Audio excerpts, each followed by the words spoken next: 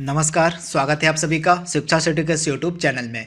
दोस्तों, आज हम 100 महत्वपूर्ण प्रश्नों की सीरीज को और आगे बढ़ाएंगे तथा आज के इस सेशन में हम जो हमारा 100 महत्वपूर्ण प्रश्नों पर आधारित है, इसमें हम रसायन विज्ञान से संबंधित जो 100 सबसे महत्वपूर्ण प्रश्न बन सकते हैं उनको हम कवर कराएंगे। दोस्तों, ये जो हमारा वीडियो होगा रसायन विज्ञान के 100 महत्वपूर्ण प्रश्नों पर आधारित, यह 2 पार्ट में आप तक पहुंचाया जाएगा। आज हमारा यह पहला पार्ट है तथा इस पहले पार्ट में हम 50 महत्वपूर्ण प्रश्नों को कवर करेंगे तथा बाकी का जो हमारा दूसरा पार्ट होगा इसका, उसमें हम बाकी के 50 प्रश्नों को कवर कराएंगे। तो इस वीडियो का बिल्कुल ध्यान से देखिएगा, जो कि हमारा रसायन विज्ञान पर आधारित है। इस वीडियो में हम टोटल 100 महत्वपूर्ण प्रश्नों को कवर कराएंगे जो कि केमिस्ट्री पे आधारित होंगे तथा ये जो हमारा रसायन विज्ञान का वीडियो है, ये सभी प्रकार के एक दिवसीय एग्जाम जैसे एसएससी का एग्जाम हो गया, रेलवे का एग्जाम हो गया, पुलिस का एग्जाम हो गया, यूपी ट्रिपल एससी का एग्जाम, उसके बाद लेखपाल के अलावा जो स्टेट पीसीएस के जितने भी एग्जाम्स होते हैं उनमें यह वीडियो काफ़ी फायदेमंद हो सकता है। तो इस वीडियो का बिल्कुल ध्यान से देखिएगा। यह हमारा रसायन विज्ञान का पार्ट 1 है, इसमें हम 50 प्रश्नों को कवर कराएंगे। तो ये वीडियो को स्टार्ट करते हैं। पहला हमारा प्रश्न है, आतिशबाजी में हरा रंग किसकी उपस्थिति के कारण होता है? Most important. तो आतिशबाजी में जो हरा रंग निकलता है वह किसकी उपस्थिति के कारण निकलता है? तो बेरियम की उपस्थिति के कारण। तो इसे आप याद रखिएगा, बेरियम की उपस्थिति के कारण आतिशबाजी में हरा रंग निकलता है। तो आप इसे याद रखिएगा। अगला हमारा इंपॉर्टेंट प्रश्न है, कौन सी धातु रोशनी के बल्बों के फिलामेंट के रूप में प्रयुक्त की जाती है? Most important. तो जो बल्ब होते हैं उनमें रोशनी के लिए टंगस्टन धातु का इस्तेमाल किया जाता है। तो आप इसे देखिएगा, टंगस्टन का इस्तेमाल किया जाता है। अगला हमारा प्रश्न है, किस गैस को अक्रिय गैस कहा जाता है? Most important. तो अक्रिय गैस किसे कहते हैं? तो जेनान को हम अक्रिय गैस कहते हैं। आप याद देखिएगा, जेनान जो गैस होती है वह अक्रिय गैस होती है। अगला हमारा इंपॉर्टेंट प्रश्न है, एलपीजी गैस में गंध का कारण क्या होता है? Most important. तो हमारी जो लिक्विफाइड पेट्रोलियम गैस होती है, जिसको हम हिंदी में द्रवित पेट्रोलियम गैस कहते हैं, इसमें गंध का जो मेन कारण होता है वो होता है मिथाइल मरकैप्टन। तो आप याद देखिएगा, एलपीजी गैस में गंध का मेन कारण क्या होता है? तो मिथाइल मरकैप्टन। तो आप इसे याद रखिएगा। तथा एक प्रश्न और पूछता है एलपीजी गैस से रिलेटेड कि जो एलपीजी गैस होती है उनमें कौन कौन सी गैसों का मिश्रण होता है? तो इसमें 2 गैसों का मिश्रण मुख्यतः होता है, ब्यूटेन और प्रोपेन। तो आप याद रखिएगा, ब्यूटेन और प्रोपेन 2 मुख्यतः गैसें होती हैं एलपीजी में। अगला हमारा इंपॉर्टेंट प्रश्न है, दूध का खट्टा होना, गन्ने के रस से शराब बनाना, फलों से बियर बनाना की विधि क्या कहलाती है? Most important. तो दूध का खट्टा होना, गन्ने के रस से शराब बनाना, फलों से बियर बनाना, इसकी विधि को हम किण्वन यानी फर्मेंटेशन कहते हैं। तो आप याद देखिएगा, फर्मेंटेशन विधि यानी किण्वन विधि से दूध को खट्टा बनाया जाता है, उसके बाद गन्ने के रस से शराब बनाई जाती है, उसके बाद फलों से बियर बनाई जाती है फर्मेंटेशन विधि से यानी किण्वन विधि से। तो आप इसे याद रखिएगा। अगला हमारा मोस्ट इंपॉर्टेंट प्रश्न है, क्लोरीन का उपयोग किसके रूप में किया जाता है? तो जो क्लोरीन का उपयोग है मुख्यतः जल के शुद्धिकरण में किया जाता है, उसके बाद विरंजक के रूप में किया जाता है। तो आप याद रखिएगा, जो क्लोरीन होता है उसका इस्तेमाल जल के शुद्धिकरण में किया जाता है और विरंजक के रूप में मुख्य रूप से किया जाता है। तो आप इसे याद रखिएगा। अगला हमारा इंपॉर्टेंट प्रश्न है, किस विधि द्वारा औद्योगिक पैमाने पर अमोनिया का उत्पादन किया जाता है? Most important. तो हैबर विधि के द्वारा औद्योगिक पैमाने पर अमोनिया का उत्पादन किया जाता है। तो आप याद देखिएगा, हैबर विधि के द्वारा औद्योगिक पैमाने पर अमोनिया का उत्पादन किया जाता है। 8वां हमारा प्रश्न है, किसने सर्वप्रथम आवर्त सारणी का निर्माण किया था? Most important. तो पहली बार आवर्त सारणी का निर्माण किसने किया था? तो दामित्री इनोवेची मेंडलीव यानी जो मेंडलीव थे, इनके द्वारा सर्वप्रथम बार आवर्त सारणी का निर्माण किया गया था वर्ष 1869 में। तो आप याद देखिएगा, मेंडलीव के द्वारा वर्ष 1869 में आवर्त सारणी का निर्माण किया गया था। अगला हमारा प्रश्न है, नाभिक से निकलने वाले विकिरणों में किसकी वेधन क्षमता सर्वाधिक होती है? तो जो गामा किरणें होती हैं उनकी जो वेधन क्षमता होती है वो सबसे अधिक होती है। तो आप याद देखिएगा, गामा किरणों की जो वेधन क्षमता होती है वह सबसे अधिक होती है। तो आप इसे याद रखिएगा, मोस्ट इम्पॉर्टेंट। अगला हमारा प्रश्न है, फोटोग्राफी में किस यौगिक का प्रयोग किया जाता है? तो फोटोग्राफी में किस यौगिक का प्रयोग किया जाता है? तो सिल्वर ब्रोमाइड यौगिक का। आप याद देखिएगा, सिल्वर ब्रोमाइड यौगिक का इस्तेमाल किया जाता है फोटोग्राफी में। तो आप इसे याद रखिएगा। तथा यह जो सिल्वर ब्रोमाइड यौगिक है यह चांदी का एक यौगिक होता है। जिसे भी आप याद रखिएगा, यह चांदी का एक यौगिक होता है सिल्वर ब्रोमाइड, जिसका इस्तेमाल फोटोग्राफी में किया जाता है। अगला हमारा प्रश्न है, कृत्रिम वर्षा कराने में किसका प्रयोग किया जाता है? Most important. तो कृत्रिम वर्षा कराने में किस यौगिक का इस्तेमाल किया जाता है? तो सिल्वर आयोडाइड का। आप याद देखिएगा, सिल्वर आयोडाइड यौगिक का इस्तेमाल किया जाता है कृत्रिम वर्षा कराने में। तो आप इसे याद देखिएगा। तथा यह जो सिल्वर आयोडाइड यौगिक है यह किसका यौगिक है? तो यह भी चांदी का ही यौगिक होता है। तो इसे भी आप याद रखिएगा। अगला हमारा इंपॉर्टेंट प्रश्न है, डाल्टन के द्वारा परमाणु सिद्धांत कब दिया गया था? Most important. तो जो परमाणु सिद्धांत है यह डाल्टन के द्वारा कब दिया गया था? तो वर्ष 1808 ईस्वी में। आप याद देखिएगा, 1808 ईस्वी में डाल्टन के द्वारा परमाणु सिद्धांत प्रस्तुत किया गया था। आप इसे याद रखिएगा। अगला हमारा प्रश्न है, चींटी बिच्छू के डंक में कौन सा अम्ल पाया जाता है? तो चींटी या बिच्छू का जो डंक होता है उसमें कौन सा अम्ल पाया जाता है? तो मेथेनॉइक अम्ल, जिसको हम फॉर्मिक अम्ल भी कहते हैं, यह चींटी और बिच्छू के डंक में पाया जाने वाला अम्ल होता है। तो इसे आप याद रखिएगा, मेथेनॉइक अम्ल या आप इसको फॉर्मिक अम्ल भी कह सकते हैं। ये चींटी और बिच्छू के डंक में पाए जाते हैं। अगला हमारा इंपॉर्टेंट प्रश्न है, एलपीजी यानी कि जो हमारी द्रवित पेट्रोलियम गैस होती है इसमें कौन सी गैस मुख्य रूप से होती है? Most important. तो एलपीजी में कौन सी गैस मुख्य रूप से होती हैं? तो इनमें ब्यूटेन और प्रोपेन गैस मुख्य रूप से पाई जाती हैं। तो आप इसे याद रखिएगा, ब्यूटेन और प्रोपेन, आप इसे याद रखिएगा। अगला हमारा है, मृदु पेयों में दाब के अंतर्गत गैसों में क्या उपस्थित होता है? तो जैसे जो मृदु पेय होते हैं, जैसे आपका जो कोल्ड ड्रिंक्स वगैरह होते हैं, सबसे पूछा जा रहा है इसमें दाब के अंतर्गत गैसों में से क्या उपस्थित रहता है?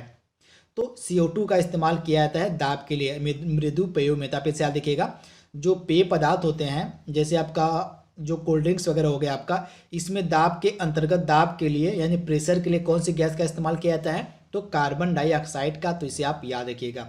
अगला हमारा इंपॉर्टेंट प्रश्न है, कौन सा पदार्थ ऑक्सीकारक तथा अकारक दोनों की तरह प्रयुक्त किया जाता है? Most important.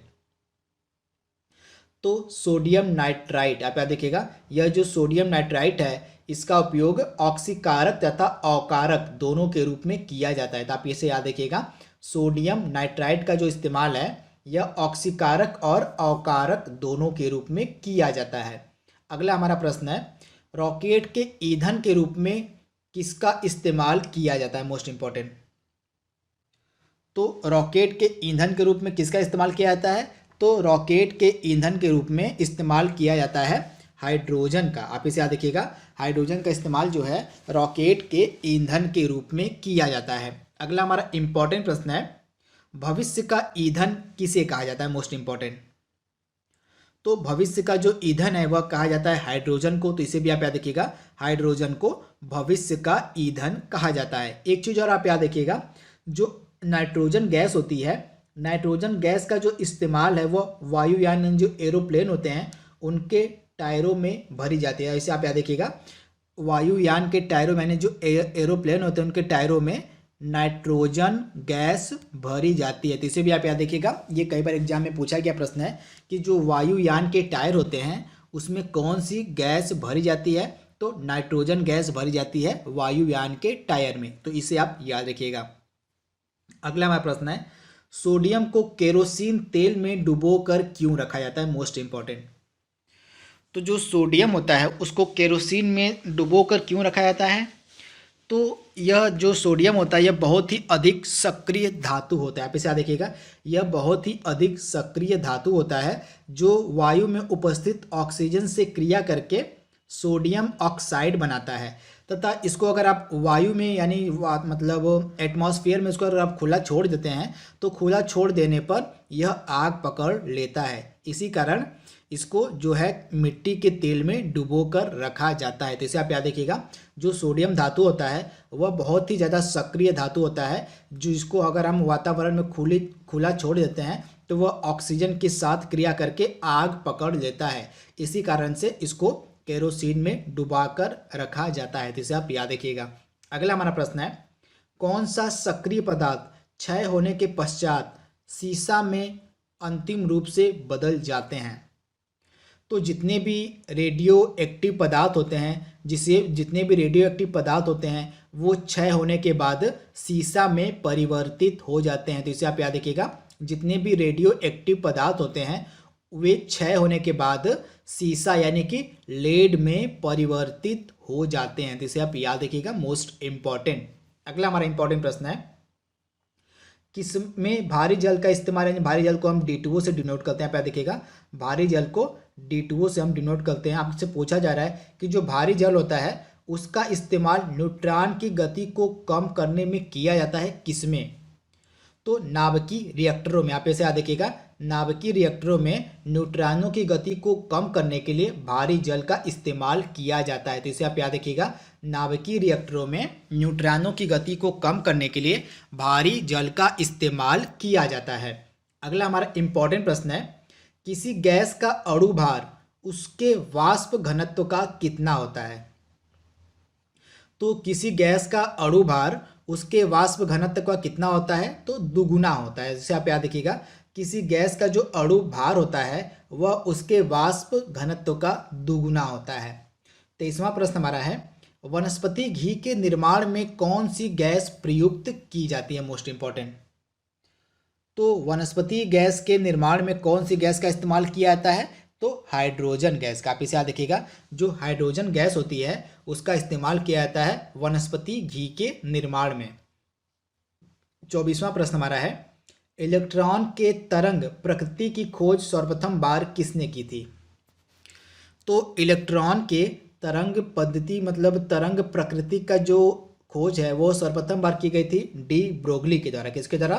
तो डी ब्रोगली के द्वारा सर्वप्रथम बार इलेक्ट्रॉन के तरंग प्रकृति की खोज की गई थी। तो आप इसे याद रखिएगा, मोस्ट इम्पॉर्टेंट। अगला हमारा है, कौन सा तत्व स्टील में संरक्षण प्रतिरोध उत्पन्न करता है? Most important.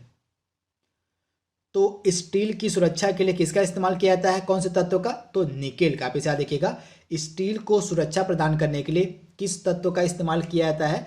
तो निकेल का इस्तेमाल किया जाता है। आप इसे याद रखिएगा, मोस्ट इम्पॉर्टेंट। दोस्तों, ये जो हमारा 24वां प्रश्न है इससे एक प्रश्न और पूछा जा सकता है आपके एग्जाम में कि जो इलेक्ट्रॉन है इसकी खोज किसने की थी? तो इलेक्ट्रॉन की जो खोज है वो की गई थी जे थॉमसन के द्वारा। किसके द्वारा? तो जे थॉमसन के द्वारा इलेक्ट्रॉन की खोज की गई थी। तो इसे भी आप याद रखिएगा। अगला हमारा इंपॉर्टेंट प्रश्न है 26वां, चांदी का जो निष्कर्षण होता है मुख्यतः किससे किया जाता है? Most important. तो चांदी यानी सिल्वर का जो निष्कर्षण होता है वो अर्जेंटाइट अयस्क से होता है। तो इसे आप याद देखिएगा, जो अर्जेंटाइट है यह चांदी का एक मुख्य अयस्क होता है। तो इसे आप याद देखिएगा, चांदी का मुख्य अयस्क क्या होता है? तो अर्जेंटाइट होता है। इसे आप याद रखिएगा। इसके साथ ही यह जो चांदी है, चांदी का एक बहुत ही अच्छा जो गुण है, जो क्वालिटी है वो लगातार एग्जाम पूछा है, तो वो ये है कि जो चांदी होता है यह ऊष्मा तथा विद्युत का सुचालक होता है। आप याद देखिएगा, जो चांदी होता है यह ऊष्मा और विद्युत का सबसे अच्छा सुचालक माना जाता है। इसे आप याद देखिए कि कई बार एग्जाम में पूछा गया प्रश्न है कि जो चांदी होता है यह विद्युत और ऊष्मा का सबसे अच्छा सुचालक माना जाता है। अभी तक ज्ञात जितनी भी धातुएं हैं, यहाँ पे याद देखिएगा, अभी तक ज्ञात जितनी भी धातुएं हैं उनमें से जो चांदी है यह सबसे अच्छा सुचालक माना जाता है। अगला हमारा इंपॉर्टेंट प्रश्न है, NaOH जिसको हम सोडियम हाइड्रोक्साइड भी कहते हैं। आप याद देखिएगा, यहाँ पे NaOH लिखा हुआ है, तो सोडियम को मतलब NaOH को हम सोडियम हाइड्रोक्साइड कहते हैं। हमसे पूछा जा रहा है कि यह जो सोडियम हाइड्रोक्साइड है इस रसायन के यौगिक का मतलब रासायनिक यौगिक का नाम आपसे क्या है, मतलब आपसे इसका प्रचलित नाम पूछा जा रहा है कि जो सोडियम हाइड्रोक्साइड है इसका जो प्रचलित नाम यानी इसका सामान्य नाम क्या है आपसे पूछा जा रहा है। तो सोडियम हाइड्रोक्साइड का जो सामान्य नाम है यह होता है कॉस्टिक सोडा। आप यहाँ देखिएगा NaOH यानी सोडियम हाइड्रोक्साइड का सामान्य नाम यानी प्रचलित नाम क्या है, तो कास्टिक सोडा। आप इसे याद रखिएगा। अगला हमारा इंपॉर्टेंट प्रश्न है, माणिक का लाल रंग किसकी मौजूदगी के कारण होता है। तो माणिक का लाल रंग किसकी मौजूदगी के कारण होता है, तो क्रोमियम ऑक्साइड की। किसकी, तो क्रोमियम ऑक्साइड की मौजूदगी के कारण माणिक का लाल रंग होता है। अगला हमारा इंपॉर्टेंट प्रश्न है, किस बहुलक का उपयोग बुलेट प्रूफ जैकेट के निर्माण में किया जाता है।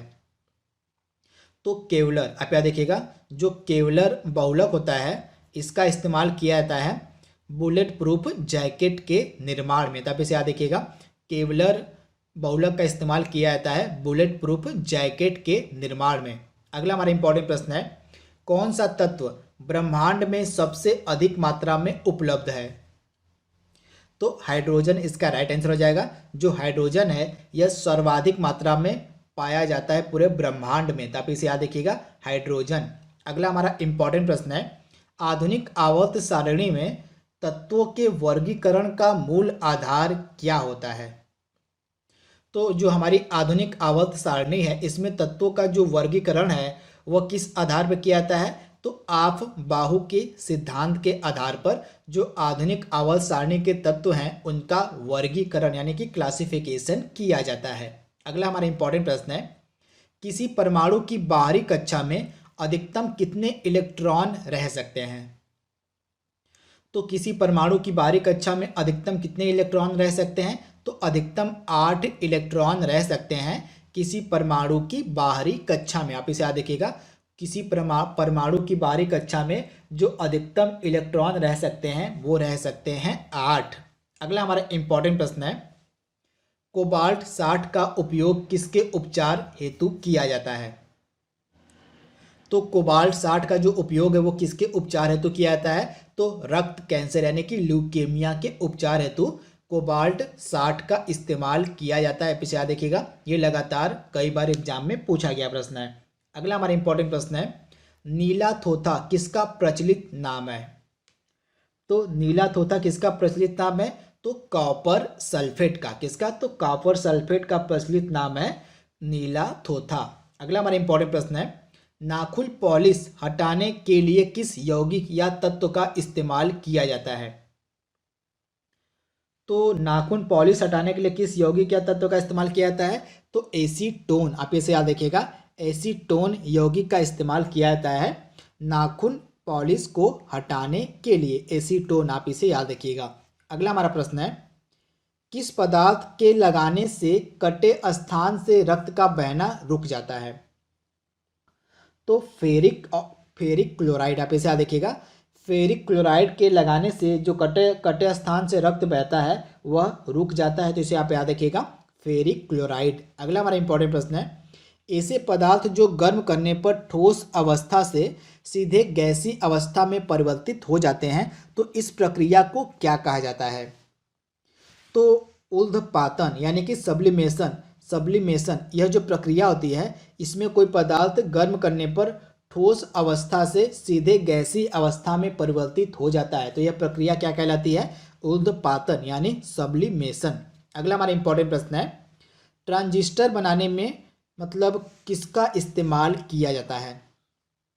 तो ट्रांजिस्टर के निर्माण में मुख्य रूप से जो इस्तेमाल किया जाता है वो किया जाता है सिलिकॉन। आप इसे याद रखिएगा, सिलिकॉन का जो इस्तेमाल है मुख्य रूप से ट्रांजिस्टर बनाने में किया जाता है। तो आप इसे याद रखिएगा, सिलिकॉन। अगला हमारा प्रश्न है, सीसा यानी कि लेड का जो निष्कर्षण होता है मुख्यतः किस अयस्क से होता है। तो सीसा का जो निष्कर्षण होता है यह मुख्यतः गैलेना अयस्क से होता है। जैसे आप यहाँ देखिएगा, गैलन किस अयस्क से, तो गैलेना अयस्क के निष्कर्षण से जो होता है, मतलब यह जो गैलेना अयस्क है यह इससे किसका निर्माण होता है, तो सीसा का। आप इसे याद रखिएगा, मोस्ट इंपॉर्टेंट प्रश्न में क्या पूछा जा रहा है कि सीसा यानी कि लेड का जो निष्कर्षण होता है मुख्यतः किस अयस्क से किया जाता है, तो गैलेना अयस्क से सीसा का मुख्य रूप से निष्कर्षण किया जाता है। अगला हमारा प्रश्न है, किसी पदार्थ की चौथी अवस्था क्या कहलाती है? तो पदार्थ की आपको पता होगा, सामान्य रूप से आपको तीन अवस्थाएं पता होंगी। पहली अवस्था आपको पता होगा सॉलिड, दूसरी लिक्विड और तीसरी गैस, यानी ठोस, द्रव और गैस। ये तीन अवस्थाएं मुख्यतः सभी को पता होती हैं किसी पदार्थ की, परंतु इसकी चौथी अवस्था भी खोजी जा चुकी है। पदार्थ की चौथी अवस्था क्या है प्रेजेंट टाइम में? तो प्लाज्मा है। तथा पदार्थ की एक पांचवी अवस्था भी अब आ चुकी है। तो पदार्थ की पांचवी अवस्था कौन सी है? तो बोस आइंस्टाइन कंडेंसेट। तो पांचों अवस्थाएं आपको पता होनी चाहिए। पदार्थ की प्रेजेंट टाइम में पांच अवस्थाएं हैं, कौन कौन सी? ठोस, द्रव, गैस, चौथी होगी आपकी प्लाज्मा और पांचवी हो गई बोस आइंस्टाइन कंडेंसेट। अगला हमारा प्रश्न है, सामान्य ताप पर द्रव में कौन सी धातु पाई जाती है? तो सामान्य ताप पर द्रव में कौन सी धातु पाई जाती है? तो पारा। आप इसे याद देखिएगा, जो पारा है यह सामान्य ताप पर द्रव में पाई जाने वाली धातु है तथा यह किसका महत्वपूर्ण अयस्क है? तो सीने बार का यह महत्वपूर्ण अयस्क है। आप इसे याद रखिएगा। तथा पारा को क्विक सिल्वर के नाम से भी जाना जाता है। आप इसे याद रखिएगा, यह जो पारा है इसको क्विक सिल्वर किस नाम से? तो इसको क्विक सिल्वर के नाम से भी जाना जाता है। तथा यह किसका महत्वपूर्ण अयस्क है? तो सीने बार का यह महत्वपूर्ण अयस्क है तथा यह सामान्य ताप पर द्रव में पाए जाने वाली धातु है। अगला हमारा इंपॉर्टेंट प्रश्न है, बढ़ते हुए पौधे को किस तत्व की सबसे अधिक मात्रा में आवश्यकता होती है? तो बढ़ते हुए पौधों को किस तत्व की सबसे अधिक मात्रा में आवश्यकता होती है? तो नाइट्रोजन की। आप इसे याद देखिएगा, बढ़ते हुए पौधों को नाइट्रोजन की सबसे अधिक मात्रा में आवश्यकता पड़ती है। अगला हमारा प्रश्न है, अर्धचालक के रूप में किसका इस्तेमाल किया जाता है? तो मुख्यतः अर्धचालक के रूप में सिलिकॉन और जर्मेनियम का इस्तेमाल किया जाता है। तो अब इसे याद देखिएगा, सिलिकॉन और जर्मेनियम का मुख्य रूप से इस्तेमाल किया जाता है अर्धचालक के रूप में। अगला हमारा प्रश्न है, कौन सा पदार्थ प्रकृति में तीन अवस्थाओं ठोस, द्रव एवं गैस में पाया जाता है? तो H2O यानी जो वाटर होता है हमारा, पानी जो होता है हमारा, यह हमारे प्रकृति में यानी हमारे इन्वायरमेंट में यह तीनों अवस्थाओं में ठोस में, द्रव में और गैस में पाया जाता है। तो इसे आप याद देखिएगा H2O यानी कि वाटर। अगला हमारा प्रश्न है, वाटर टैंकों में शैवाल को नष्ट करने के लिए किस रसायन का उपयोग किया जाता है? तो वाटर टैंकर के शैवाल को नष्ट करने के लिए कॉपर सल्फेट का इस्तेमाल किया जाता है। तो इसे याद देखिएगा, कॉपर सल्फेट का जो इस्तेमाल है वाटर टैंकरों में शैवाल को नष्ट करने के लिए किया जाता है। 45वां प्रश्न हमारा आज का है, ऊष्मा तथा विद्युत का सबसे अच्छा सुचालक किसे माना जाता है? तो अब तक की अज्ञात जितनी भी धातुएं हैं उन धातुओं में से जो सबसे अच्छा सुचालक है वो अब तक का चांदी है। तब इसे याद देखिएगा, चांदी जो है यह सबसे अच्छा सुचालक माना जाता है ऊष्मा और विद्युत का। तो इसे आप याद देखिएगा, चांदी। अगला हमारा है, प्लेटिनम को किस अन्य नाम से जाना जाता है? तो प्लेटिनम को किस नाम से जाना जाता है? तो सफ़ेद सोना। आप याद देखिएगा, प्लेटिनम को सफ़ेद सोना के नाम से भी जाना जाता है। अगला हमारा इंपॉर्टेंट प्रश्न है 47वां, समुद्री जल को शुद्ध जल किस प्रक्रिया के द्वारा बनाया जाता है? तो समुद्री जल से जो शुद्ध जल है किस प्रक्रिया के द्वारा प्राप्त किया जाता है? तो आसवन की प्रक्रिया के द्वारा। जो आसवन की प्रक्रिया है इस प्रक्रिया के द्वारा समुद्री जल को शुद्ध जल बनाया जाता है, यानी पीने योग्य बनाया जाता है, यानी उपयोग योग्य बनाया जाता है समुद्री जल को आसवन की प्रक्रिया के द्वारा। 48वां प्रश्न हमारा आज का है, खाना पकाने के तेल को किस प्रक्रिया द्वारा वनस्पति घी में परिवर्तित किया जाता है? तो हाइड्रोजनीकरण। आप इसे याद देखिएगा, हाइड्रोजनीकरण जो प्रक्रिया होती है इसके द्वारा खाना पकाने के तेल को वनस्पति घी में परिवर्तित किया जाता है। तो इसे आप याद देखिएगा, हाइड्रोजनीकरण। 49वां प्रश्न हमारा है, किसकी उपस्थिति के कारण चूने का जो पानी है वायु में रखने पर दूधिया हो जाता है?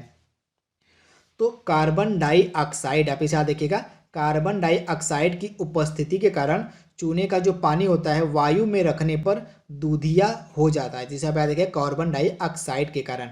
50वां हमारा प्रश्न है, सभी अम्ल धातुओं से प्रतिक्रिया कर कौन सी गैस निकालते हैं? Most important.